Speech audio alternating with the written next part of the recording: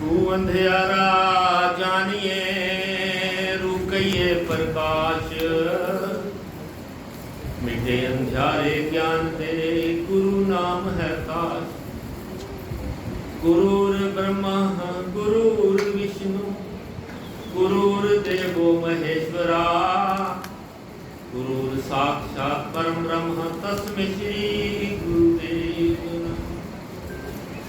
ध्यान मूलम गुरु मूर्ति, पूजा मूलम गुरुपदम, मंत्र मूलम गुरु वाक्यम, मोक्ष मूलम गुरु कृपा। ओम।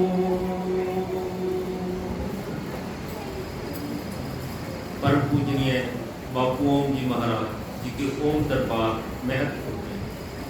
हाजिरियां भर रही बापू जी की लाडली विधायक साहब, बड़े भाग्यशाली हैं आप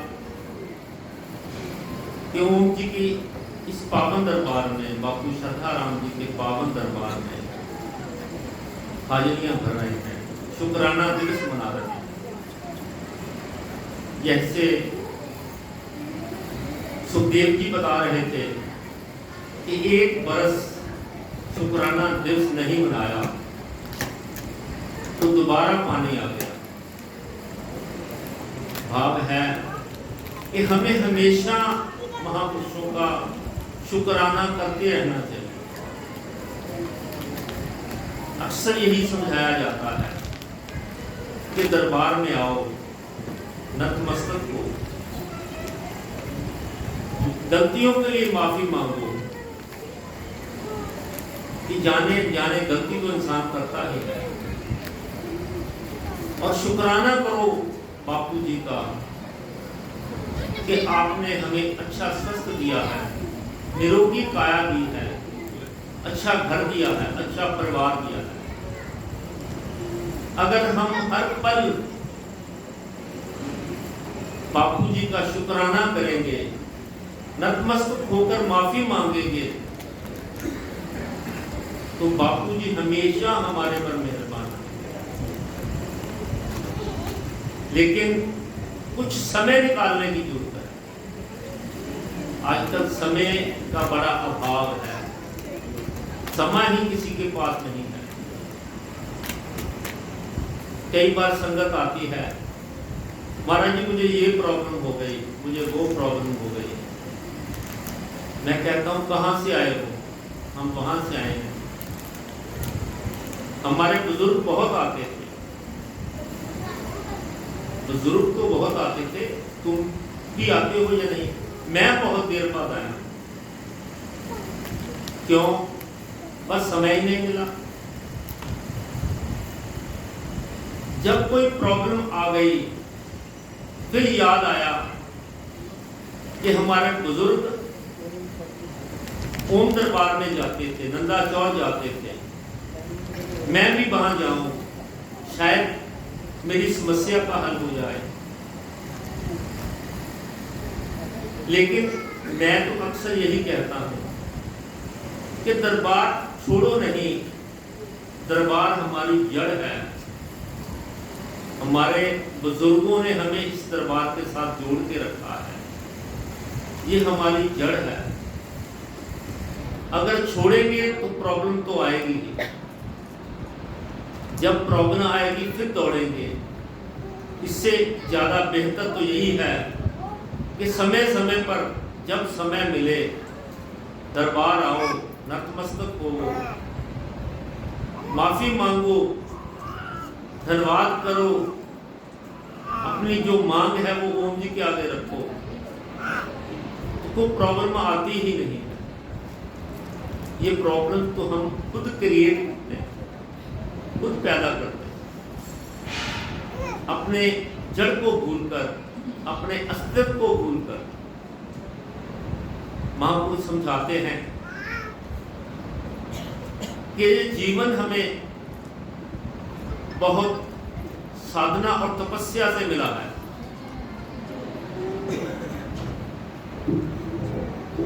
ये भवसागर को पार करने वाली एक नौका है, ये ईश्वर का प्रसाद है। जिसने समय रहते इसका सदुपयोग किया, उसने अपने जीवन को इस भवसागर से पार कर लिया। लेकिन जिसने इसका सदुपयोग नहीं किया, उसने अपने आप से ही धोखा किया। आजकल हर इंसान धन और संपत्ति की तरफ भागता है, मुझे ये मिल जाए, मुझे वो मिल जाए। आज क्योंकि हमारी इच्छाएं बहुत हैं, हमारी एक इच्छा पूरी होती तो दूसरी खड़ी हो जाती, दूसरी पूरी होती तीसरी खड़ी हो जाती, तीसरी खड़ी पूरी होती चौथी खड़ी हो जाती। हमारी इच्छाएं बढ़ती ही जाती हैं। कारण क्या है? हमारी अपेक्षाएं बहुत हैं, हमारी डिमांड्स बहुत हैं। बापू श्रद्धाराम जी कहते थे, अगर उस मालिक के नाम का सिमरन करे, उस प्रभु के नाम की भक्ति करे, मालिक को हर समय याद रखे, तो तेरे जीवन में वो ठोर आ जाएगी, वो ठिकाना आ जाएगा, एक टिकाव आ जाएगा। कहते हैं ना कि इंसान करता तो अपनी मर्जी है, लेकिन होता वही है जो उसकी मर्जी है। अगर हम वो करें जो उसकी मर्जी है, तो होगा वो जो हमारी मर्जी। अगर हम उस मालिक के ऊपर छोड़ दें, बापू जी के ऊपर छोड़ दें कि जो महाराज जी करेंगे अच्छा करेंगे, जो मालिक करेंगे अच्छा करेंगे, तो हमारा बुरा हो ही नहीं सकता, हमारा हमेशा अच्छा ही होगा। बुरे का तो सवाल ही पैदा नहीं होता। महापुरुष समझाते हैं कि हमें उस मालिक की भक्ति करनी है, उस मालिक के आगे समर्पित होना है, अपने आप को समर्पित करना है। अगर हम सच्चे मन से, सच्चे भाव से मालिक के आगे समर्पित हो जाते हैं, तो मालिक भी हमारे ऋणी हो जाते हैं। एक बार प्रभु राम, माता सीता और भ्राता लक्ष्मण वनवास के दौरान जंगल में भ्रमण कर रहे थे। जब जा रहे थे, गर्मियों के दिन थे, दोपहर का समय था, माता सीता को प्यास लगी। माता सीता ने लक्ष्मण जी से कहा, भ्राता भैया देखना इधर कहीं कोई नदी हो या पानी का प्याऊ हो, मैं अपनी प्यास बुझा दूं, मुझे प्यास लगी है। लक्ष्मण जी ने इधर उधर देखा, काफी दूर तक नजर दौड़ाई, लेकिन कुछ नजर नहीं आया। प्रभु राम ने भी काफी कोशिश की, लेकिन कुछ भी नजर नहीं आया। कोई नदी, कोई पानी के प्याऊ नजदीक आसपास कोई नजर नहीं आया। माता जी को प्यास ज्यादा लगी थी। तब प्रभु राम ने वन देवता से प्रार्थना की, हे वन देव, मैं दशरथ पुत्र राम अपनी भार्या सीता और अनुज लक्ष्मण के साथ तुम्हारे इस वन में कुछ समय के लिए रहने के लिए आए।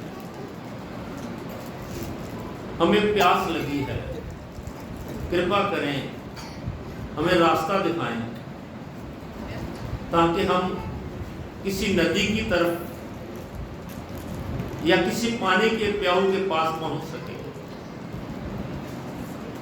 तब उस समय एक मयूर आया, मयूर था मोर। मोर ने आकर प्रभु राम को नमस्कार किया और कहा, प्रभु बताइए क्या चाहिए। तो प्रभु कहते हैं कि हमें नदी के पास जाना, कृपया हमें नदी के पास ले चलो। तो मयूर कहता है, प्रभु मैं आपके आगे आगे अपने पंख बखेरता हुआ चलता हूं, आप मेरे पीछे पीछे चलते आओ। मयूर की भाव, मोर की एक पंख बिखेरने की रुत होती है। अगर वो उस रुत में पंख बिखेरे तो पंख दोबारा आ जाते हैं, लेकिन अगर उस रुत के बिना पंख बिखरते हैं तो दोबारा नहीं आते। लेकिन वो मयूर प्रभु के आगे आगे पंख बिखेरता हुआ चलता जा रहा था और पीछे पीछे प्रभु राम, माता सीता और भ्राता लक्ष्मण जा रहे थे। एक स्थान पर आकर जब नदी के पास पहुंचे, उसने अपने सारे पंख बिखेर दिए और वहां पर गिर पड़ा। तो प्रभु राम ने कहा, हे मयूर, मैं तेरा ऋणी हो गया। उस मयूर पर जब गिरा, पंख बिखर गए, उसकी मृत्यु हो गई और मृत्यु से पहले उसने कहा, मैं कितना भाग्यशाली हूं, मैं उस प्रभु के काम आ सका, उस प्रभु की प्यास बुझा सका जो सारी दुनिया की प्यास बुझाता। मैं कितने अच्छे कर्म करके आया। तो प्रभु कहते हैं, हे मयूर, मैं तेरा ऋणी हो गया। इस जन्म में तो मैं अब तुम्हारा ऋण नहीं चुका सकता, अगले जन्म में मैं तुम्हारा ऋण चुकाऊंगा। जब अगला युग आया, द्वापर युग में, प्रभु राम कृष्ण के रूप में आए और मोर का पंख अपने मुकुट में लगाया और मयूर का ऋण चुकाया। भाव है कि अगर हम सच्चे मन से, सच्चे भाव से प्रभु के आगे समर्पित हो जाएं, अपने आप को समर्पित कर दें, तो प्रभु भी हमारे ऋणी हो जाते हैं। प्रभु को भी ऋण चुकाना पड़ता है। ये मर्यादा है, ये असूल है। महापुरुष समझाते हैं, जो सच्चा वैष्णव भगत है वो तो ना तो दर्शन मांगता है, ना मुक्ति मांगता है, वो तो सिर्फ भक्ति मांगता है कि मैं प्रभु की भक्ति में ही लगा रहूं, प्रभु की भक्ति करूं, हर समय, हर पल, हर श्वास मालिक की भक्ति करूं, मालिक की सेवा करूं। उसके मन का एक ही भाव होता है। जैसे सखियों ने भगवान कृष्ण से कहा कि प्रभु आप कहीं भी रहो, मथुरा में रहो या गोकुल में, हम हर हाल में खुश हैं, हम तुम्हारी विरह में ही जीवन व्यतीत कर लेंगे। एक बार प्रभु श्री कृष्ण ने बीमार होने का नाटक किया। प्रभु बीमार हो गए, बड़े राजवैद्य बुलाए गए, बड़े बड़े वैद्य आए, प्रभु को देखा, चेक किया, लेकिन प्रभु तो ठीक थे, कोई मर्ज समझ में नहीं आई, लेकिन प्रभु फिर भी तबीयत खराब थी। तो संगतों ने पूछा, प्रभु आप ठीक कैसे होंगे? तो प्रभु कहते हैं, कोई अपने चरणों की रज मेरे सर पे लगाए, मेरे माथे पर लगाए तो मैं ठीक हो जाऊंगा। रानियों से कहा गया कि तुम अपने चरणों की रज प्रभु के माथे पर लगाओ। तो रानियां कहती हैं, हम कैसे लगा सकते हैं, हम तो नर्क में जाएंगे। मंत्रियों से पूछा गया, सिपे सिलारों से पूछा गया, कोई भी इस बात के लिए राजी नहीं हुआ। हर कोई यही कहता था कि हम अपने चरणों की रज, अपने चरणों की धूड़ी प्रभु के मस्तक पर लगाएंगे तो हम तो नर्क में जाएंगे, हमारा तो जीवन ही व्यस्त हो जाएगा। फिर बात आई सखियों की। सखियों से पूछा गया कि आप बताओ, आप अपने चरणों की रज प्रभु के माथे पर लगाने के लिए तैयार हैं, तो वो कहती हाँ हम तैयार हैं, हम अपने चरणों की रज प्रभु के माथे पर लगाने को तैयार हैं, क्योंकि हम तो प्रभु के लिए नरक भी जाने को तैयार हैं। भाव है, भक्ति भावना से होती है। अगर भाव सच्चा है, मन में प्रेम है, प्रेम सच्चा है, अपने मन में समर्पण की का भाव है, तभी भक्ति गिनी जाती है। महापुरुष समझाते हैं कि हम अगर कुछ नहीं कर सकते, भक्ति नहीं कर सकते, सेवा नहीं कर सकते, सिमरन नहीं कर सकते, तो अपने आप को समर्पित कर दो उस ओम जी के आगे, उस प्रभु के आगे, तो प्रभु तुम्हारा हर समय ख्याल रखेंगे। प्रभु तुम्हारी बाजू पकड़ लेंगे। अगर प्रभु ने बाजू पकड़ ली फिर तो बेड़ा पार हो गया, फिर क्या रह गया, फिर तो बात तो रही नहीं। अगर हम सच्चे मन से, सच्चे भाव से अपने आप को समर्पित कर दें ओम जी के आगे, तो ओम जी हर समय हमारा ख्याल रखेंगे। आजकल दुनिया भक्ति तो बहुत करती है, ये नहीं मैं कहता कि भक्ति नहीं करती, लेकिन भक्ति के पीछे कामना होती है। मेरा ये काम हो जाए, मेरा वो काम हो जाए, मेरा वो काम हो जाए, मैं भक्ति करूंगा, मैं ये करूंगा, मेरा ये काम हो जाए। लेकिन निष्काम भक्ति कोई नहीं करता। अगर हम निष्काम भक्ति करेंगे तभी बात बनेगी। अक्सर हम देखते हैं मंदिरों में, गुरुद्वारों में लंबी लंबी लाइनें लगी होती हैं, बहुत भीड़ होती है माथा टेकने वालों की, नतमस्तक होने वालों की, लेकिन उनमें से हर कोई इसलिए नहीं जाता कि मैं वहां पे समर्पित होने के लिए जा रहा हूं। हर किसी की कामना होती है, मैं इस काम के लिए आया हूं, मेरा ये काम हो गया मैं धन्यवाद करने के लिए आया हूं, या मेरा ये काम हो जाए मैं इसीलिए माथा टेकने के लिए आया हूं। हर कोई एक कामना लेकर आता है, निष्काम भक्ति कोई नहीं करता। निष्काम भक्ति अगर करें तो प्रभु हमेशा हमारे साथ है। भक्ति भाव पर टिकी है, भक्ति भाव पर टिकी। अगर भाव सच्चा है, भाव शुद्ध है, तो भक्ति भी शुद्ध होती है। एक बार मथुरा के एक सेठ थे यगतराम जी, बहुत अमीर आदमी थे, बहुत लंबा चौड़ा कारोबार था।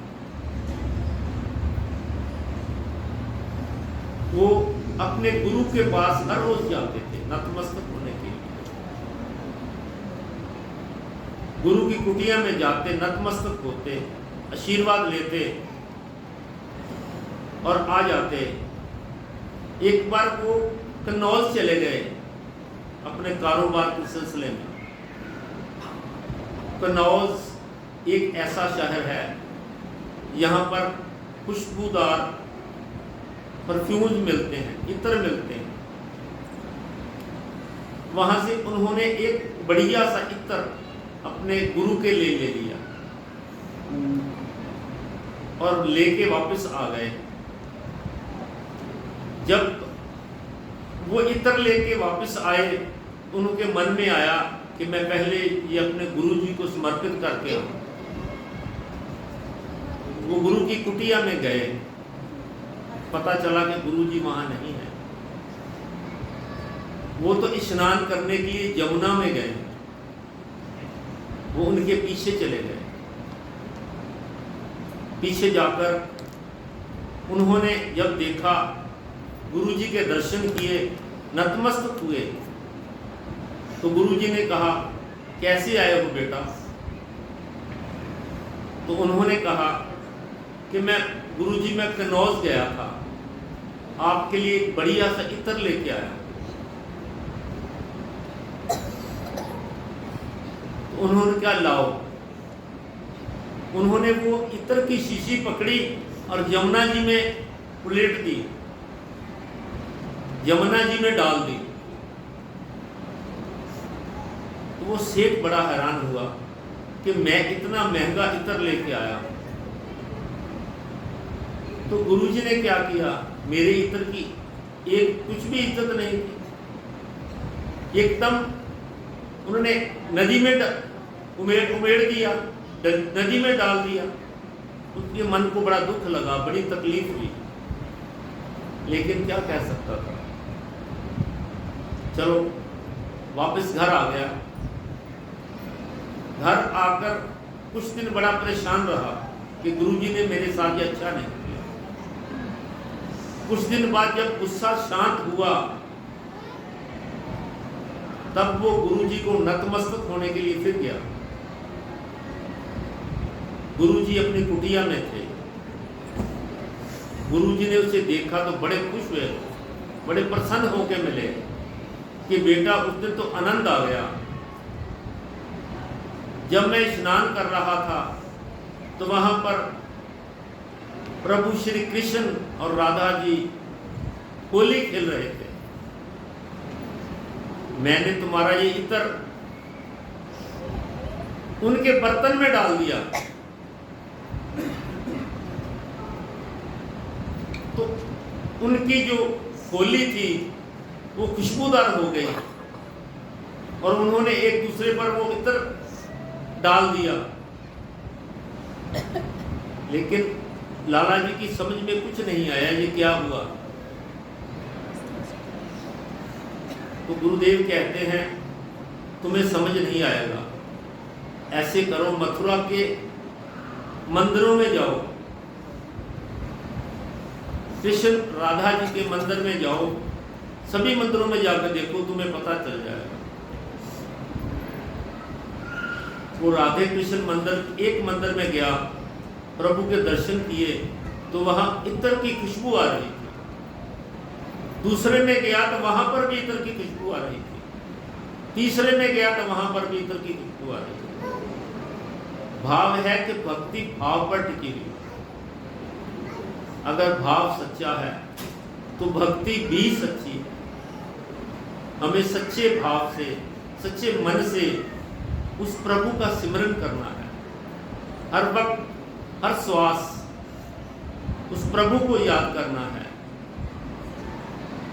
अगर हम सच्चे भाव से भक्ति करेंगे तो प्रभु हमारे से दूर नहीं। प्रभु तो हमारे पास हैं, वो तो हर पल हमारी रक्षा करते हैं, लेकिन हम ही हैं इसके काबिल नहीं बनते। कहते हैं कि प्रभु के भक्त चार तरह के होते हैं। भगवान कृष्ण ने गीता में कहा कि भक्त चार तरह के होते हैं। एक है जो समय आने पर भक्ति करता है, जैसे कि हम बस में सफर कर रहे हैं, पहाड़ी रास्ता है, बरसात आ गई, रास्ता खराब हो गया, बस दलदल में फंस गई। ड्राइवर ने कहा कि थोड़ा मुश्किल का समय है, ध्यान से बैठो। सभी घबरा गए और कोई राम राम करने लगा, कोई जय बजरंगबली करने लगा, कोई राधे श्याम करने लगा, अपने अपने इष्ट को याद करने लगे। जब ड्राइवर ने अपनी सियानत से गाड़ी आगे निकाल ली, उसने कहा कि खतरा टल गया। तभी सभी एक दूसरे को कहने लगे, तू बड़ा भक्त बना हुआ था, बड़ा राम राम कर रहा था, बड़ा जय माता दी कर रहा था। भाव है, एक भक्त है जो समय आने पर भक्ति करता है। एक भक्त है जो दिखावे के लिए भक्ति करते हैं, लेकिन सभी को पता चले कि मैं बहुत बड़ा भक्त हूं, मैं बहुत भक्ति करता हूं। एक भक्त होते हैं जो कुछ नया चाहते हैं कि मैं ये भक्ति करूंगा तो देखते क्या होगा, मैं अगर ऐसे करूं, इतनी बार जाप करूं तो मेरा ये काम हो जाएगा। अब ऐसा चाहते हैं। और एक भक्त होते हैं निष्काम भक्त, जिनकी कोई कामना नहीं होती, कोई इच्छा नहीं होती, वो तो निरंतर भक्ति ही करते चले जाते हैं, उस प्रभु के नाम का सिमरन ही करते हैं। उन्हें कुछ नहीं चाहिए, कोई डिमांड नहीं है, बस एक ही है, हे प्रभु हमें अपनी शरण में ले लो, हमें अपना बना लो। इसीलिए महापुरुष समझाते हैं हमें प्रभु से प्रभु को ही मांगना है। प्रभु से ये दुनियावी चीजें नहीं मांगनी। अगर हम प्रभु से प्रभु को मांगेंगे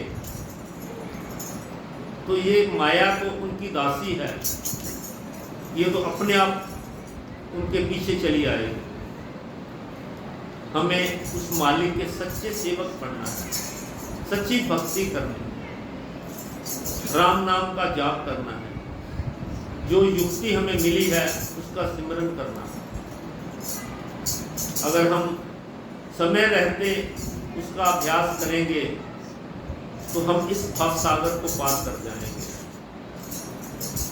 वरना यूं ही लटकते रह जाएंगे। ये 84 के चक्कर में, ये आवागमन के चक्कर में यूं ही चक्कर काटते रहेंगे।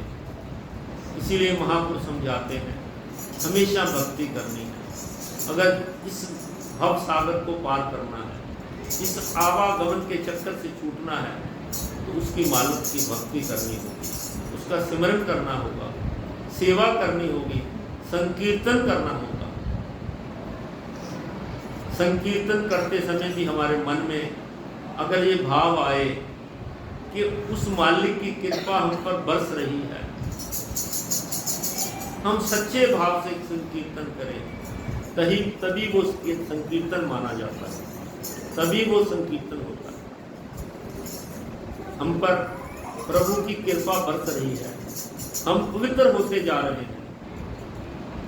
इसीलिए महापुरुष समझाते हैं हमें हमेशा सेवा करनी है, सिमरन करना है, संकीर्तन करना है और अपने जीवन को सफल करना है। आओ अरदास करें। औखी घाटी बिखरा पैंठा, मेरे अंग संग हुए सहाय गुरु, सब संगत मिल अरदास करो, मेरे मनो न विसरे वाहिगुरु। सब संगत मिल अरदास करो, मेरे मनो न विसरे वाहिगुरु। ओम बापू नंदा चौर वालिया आपकी सदा, शहंशाह झंडे की सदा, उचिया मंदिरा वालिया बापू जी आपकी सदा। जगत स्वामी स्वामी श्रद्धाराम जी महाराज आपकी सदा, बापू हर भगवान जी महाराज आपकी सदा। सब संतन की, सब संगत की।